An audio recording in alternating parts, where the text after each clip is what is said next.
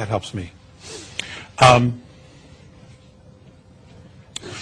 Andromeda, one of the things that they stress is creating a race of leaders.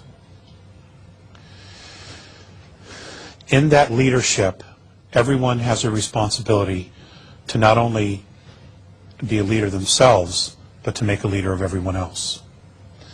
And in that, everybody moves together. There may be varying different degrees, but everybody moves together. This is something that they have stressed over and over and over again.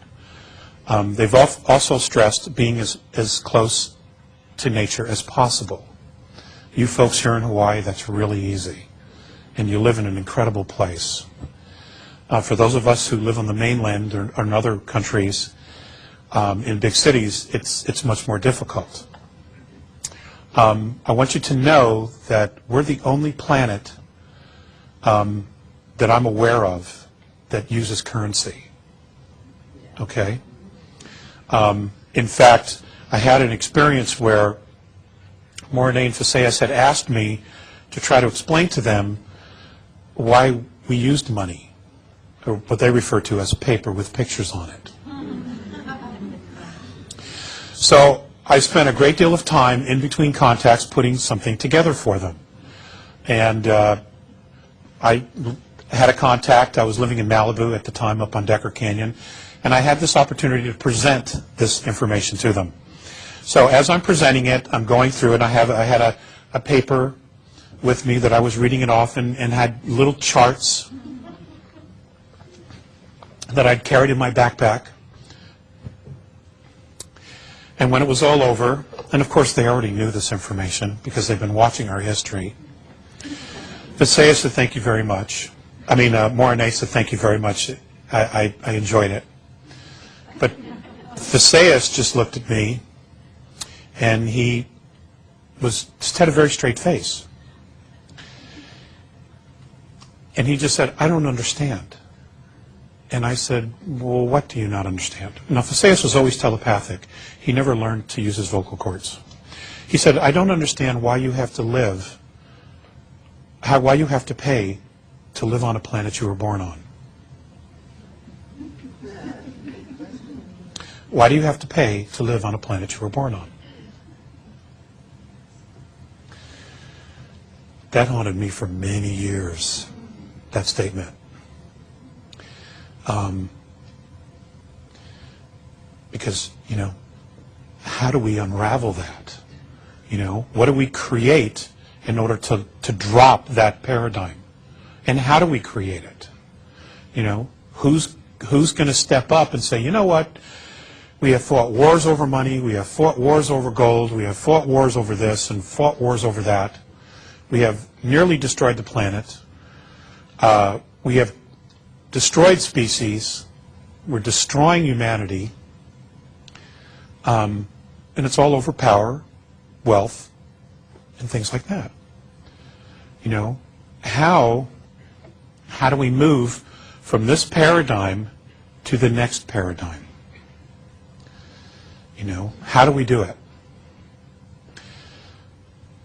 I know that there are a lot of folks trying, making suggestions, talking to people, sharing their perspectives. I know there are a lot of contactees, or folks, there are hundreds and hundreds, probably thousands, who have not come forward yet. The extraterrestrial civilizations have given up on the governments of the world, of Earth, a long time ago. The only ones that are actually fully integrating with a lot of the Earth governments, you don't really want to meet anyway. So,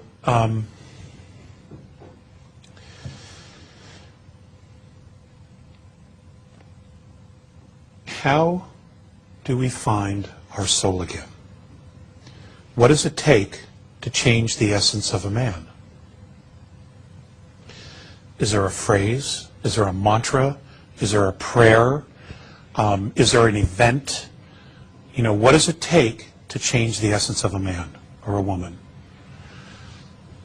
I don't have that answer, but I am asking the question, and I have been for a long time.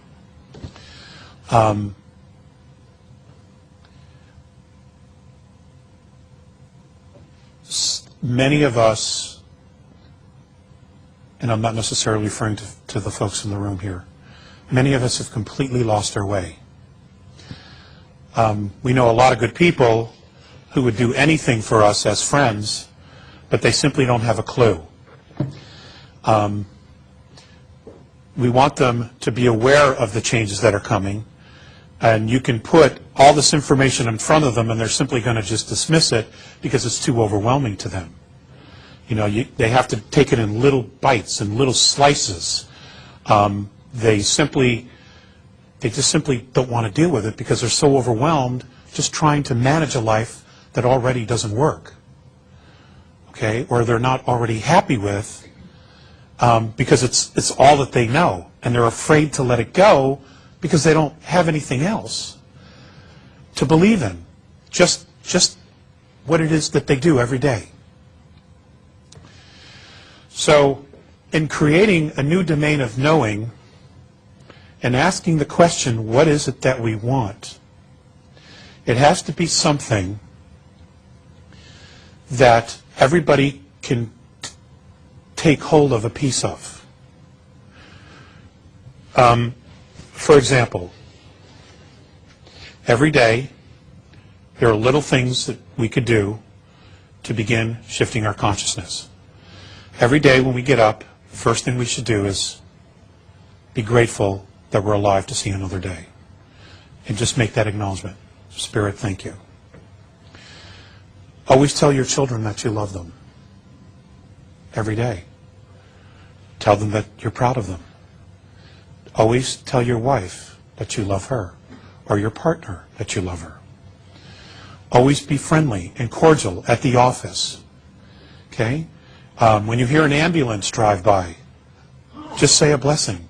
Say, I bless whoever that's for, and that their highest good is what is achieved. Little things like that. When you walk into a room, just say, I bless this room. Little things like that make all the difference. Because it's conscious intent that every day when you do things like that, and that's all it, and those things are easy to do, all right? Is what you do is you begin to polarize. You begin to magnetize those spaces with your thoughts. And whatever you magnetize and you put out, it will come back. It will be mirrored back to you. That's why Earth is this boot camp for the soul. It's because that's what it does. It mirrors our shit back to us. You know? And the more shit, the more shit. Okay? And that's why it's so overwhelming after a while.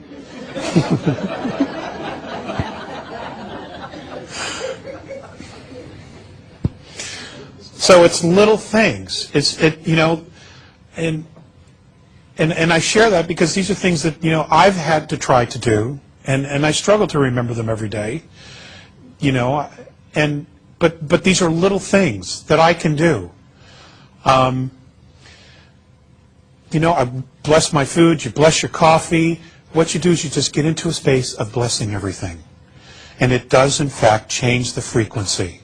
It will change the people that you work with. It might take a little bit of a while. But these are simple things. It's just, like the movie The Secret said, it's an attitude of gratitude. Okay? But they're just little things that you can remember to do every day. At lunchtime, go for a walk. Don't sit in your cubicle, but go for a walk. Go outside. When you go to the bathroom, if you work in an office, when you're done, instead of going right back into your office to your cubicle, go downstairs, go outside, loop around the building, and come back in. Just give yourself a break. Just remember where you are. Don't get stuck in just being so in a rut that you forget. Because it's easy. That's why we're so stuck on Earth. And the extraterrestrials, the visitations, the psychic phenomena, the paranormal phenomena, all of that stuff, ladies and gentlemen, is us. It's all happening to us because it is us.